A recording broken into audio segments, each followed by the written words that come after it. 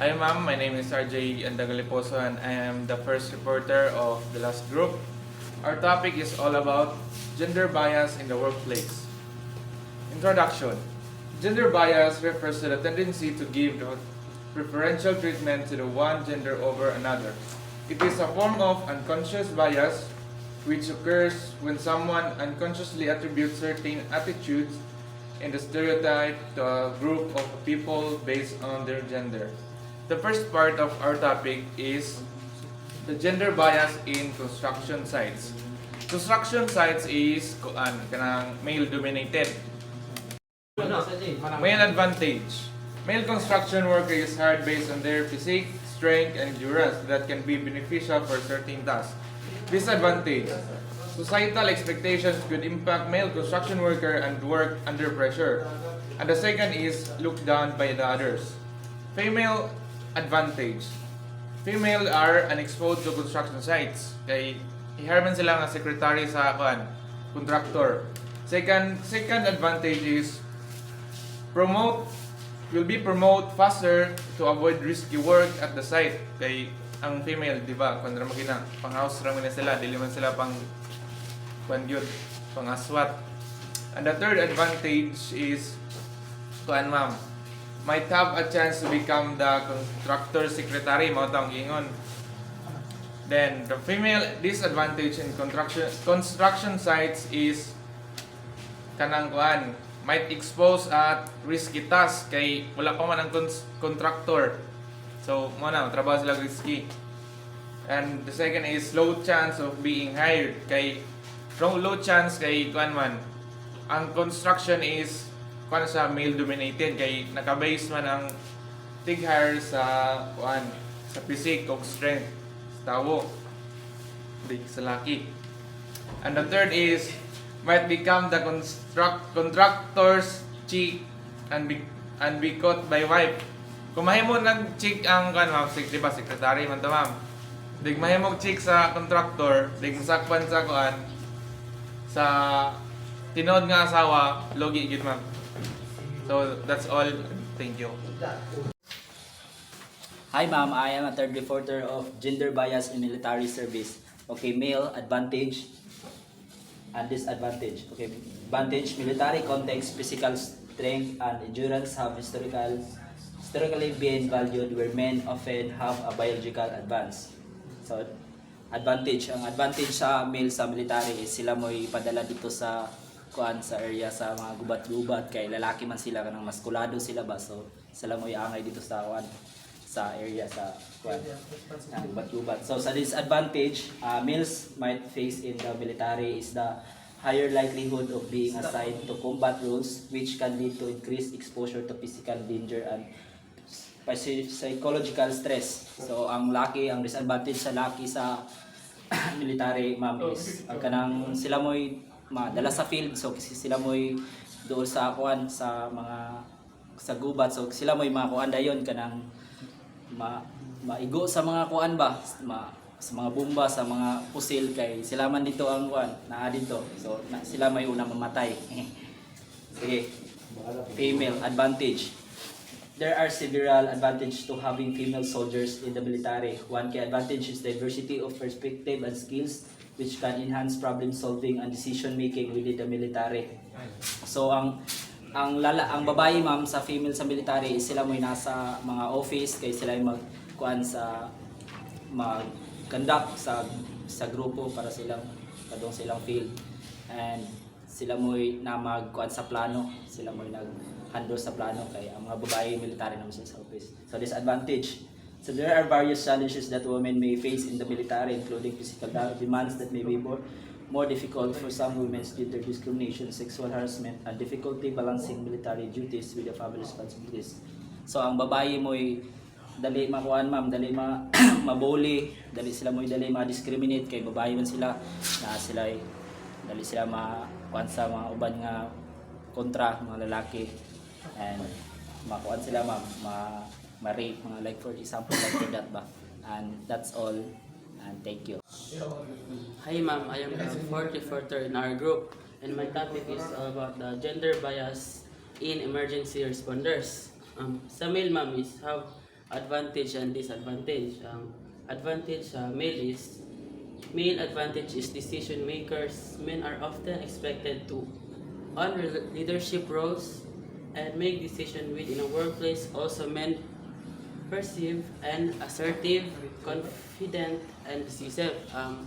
Sa workplace namo sa Youth Dreams Responders is nami sa isa ka team is nami 7-man team is ang male yun is siya yun ang leadership, siya yun ang among IC, ang among incident commander. Siya yun ang pinakadakog role because ang men is have a decision making in a workplace and have a confident and decisive. Muna siya ang sa male advantage ma'am. Ang yung disadvantage is higher risk of workplace injuries. Men working in responders roles may be at in a higher injuries due to the physical demanding nature of their job. The pressure to demonstrate physical strength and endurance can lead men to the risk or push themselves beyond their limits, increasing the likelihood of accidents or injuries on the job. Ang disadvantage sa male ma'am in responders is higher risk dito siya og injuries because kami sa among workplace sa Youth Dreams is kami ang mga lifter, kami ang emergency transport sa mga victim nga among i-responde. So higher risk yun mi sa mga injuries and also among sa mabiyod ang among limits. So dira is kanang maabot na sa time nga mabikugan mi yung mga inana. Muna siya mga example like mag-accident na into accident. Muna siya mga disadvantages sa male responder and proceed to sab ko ma'am sa female responder. Ang una is ang advantage. Advantage is women are often associated with qualities such as empathy, compassion, and nurturing behavior. In responder roles, these trials can be beneficial in providing emotional support to individuals, crisis, victim of trauma, or vulnerable population. Ma-explain ako ma'am sa advantage sa female is ang male is have empathy of compassion because sila is dili sila dali maratol na mayos sila sa kanang approaching because sa one is ang mga bay sa mga sila ang tig-document, sila ang tig-PDS ma'am, sila ang tig-kuan sa mga victims, sa mga ngalan, sa ilang mga chief complainant type kung sa mga nahitabo sa victim. Muna ang advantage sa female is mayo sila mo empathy of compassion. And ang disadvantage nila ma'am is responders roles of female often have physical fitness standards that may have challenging for some women to meet due to the difference in physical strength and endurance compared to men. Female responders may have faced barriers in meeting strength and physical fitness equipment requirements which can impact their requirements, advantages, opportunities, and acceptance with male dominant. Ang disadvantage po sa female ma'am is lack of physical sila because of their body. Hi ma'am, I'm the PIP reporter and my topic is gender bias in business and male. The advantage of male in terms of business is negotiation skills and risk taking. So, ang laki gyud ang mag-handle sa mga largest business deals. Like sila may mo negotiate sa ilang partner in business or sa ilang mga clients. And ang disadvantage lang sa male is kanilang communication style and work-life balance or kanang ilaang dawis lang mo communicate sa ilang client. O kung saan nila pag-communicate mo nila ang disadvantage. So, ang kaning female po, ang advantage sa female in terms of business is collaboration skills and diversity of thought. So, ang collaboration skills are essential in business world as they enable business to work effectively with other towards a common goal. So, involved aning collaboration skills is teamwork. Ang kanang teamwork is involved of sharing ideas, responsibility, and tasks to achieve collective objectives. And ang ilang disadvantage is kaning leadership opportunities and salary disparities. So kaning kuan ang ilang disadvantage is kani females may have opportunities for career advancement and progression into executive roles, leading to underrepresentation in key decision making positions. O kaning salary disparities is mas gamay ila ang sweldo kaysa sa laki. Nila ang disadvantage. And that's all my part. Thank you. Hi ma'am, I'm the sixth reporter of gender bias in overseas caregivers. Male advantage and disadvantage. So advantage is of male is contributes more on physical need patient, have strength to carry patient when needed.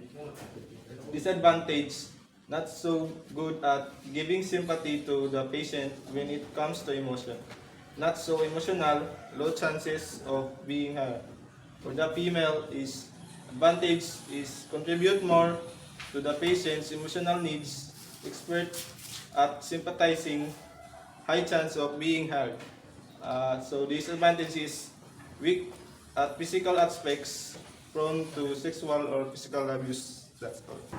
Hi ma'am, I'm the last reporter of Group 8. Today I'm gonna report gender bias in hospitality industry.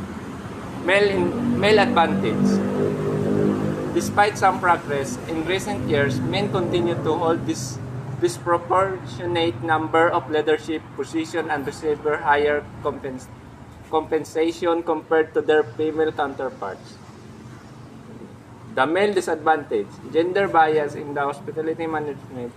Research show that while men dominate executive position, men in entry-level or non-managerial roles can face stereotypes and biases, such as assumption that they are less suited for customer-facing roles or caregiving position within the industry. While female advantage, women are increasingly breaking barriers and rising to leadership position, although significant challenges. Female disadvantage, work-life balance challenges.